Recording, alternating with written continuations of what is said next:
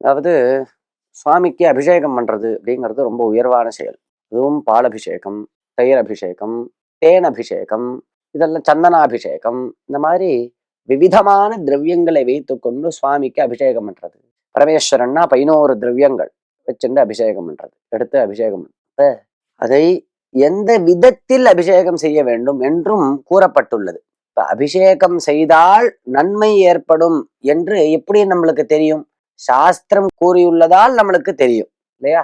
அதே மாதிரி அதே சாஸ்திரம், எந்த சாஸ்திரம் அபிஷேகம் செய்தால் உனக்கு நன்மை ஏற்படும் என்று கூறுகிறதோ அதே சாஸ்திரம் இந்த முறையில் அபிஷேகம் செய்தால்தான் உனக்கு நன்மை என்றும் கூறுகிறது. அதையும் நாம் ஏற்றுக்கொள்ள வேண்டும் அல்லவா?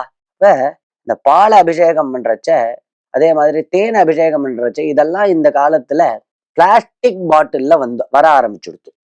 பாலை நாம் பிளாஸ்டிக் பாட்டில்ல ஊத்தி கோவில்ல கொடுக்கறோம் அர்ச்சகர்கிட்ட. அதே மாதிரி தேனை கண்ணாடி பாட்டில்லையும் பிளாஸ்டிக் பாட்டில்லையும் வச்சுட்டு கொடுக்கறோம்.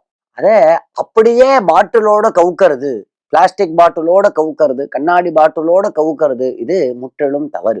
நாம் வீட்டில் அபிஷேகம் செய்யும் போதும் அந்த மாதிரி அப்படியே பிளாஸ்டிக்கோட அபிஷேகம் பண்ணக்கூடாது. பின்ன எப்படி பண்றதுன்னா, அந்த இருக்கக்கூடியதான பிளாஸ்டிக்ல இருக்கக்கூடிய பாலை ஒரு வெள்ளி சொம்புலையோ அல்லது ஒரு பித்தளை சொம்புலையோ ஊற்றிக்கொண்டு அதை வலது கையால் சுவாமிக்கு அபிஷேகம் செய்ய வேண்டும். இந்த மாதிரி தேனை அபிஷேகம் பண்றோம்னா அதை ஒரு சொம்புலையோ வெள்ளி சொம்புலையோ பித்தளை சொம்புலையோ மாட்டிக்கணும். இல்லைன்னா ஒரு உத்தரணியில, வெள்ளி உத்தரணியிலையோ ஒரு பித்தளை உத்தரணியிலையோ அதை ஊற்றிக்கொண்டு அதை சுவாமியினுடைய சிரசில் ஊற்றி அபிஷேகம் செய்ய வேண்டுமே தவிர, பாட்டிலோட அப்படியே பிளாஸ்டிக் பாட்டிலோட கவுக்கிறது என்பது தவறு என்று சாஸ்திரம் நம்மளுக்கு குறிப்பிடுகிறது.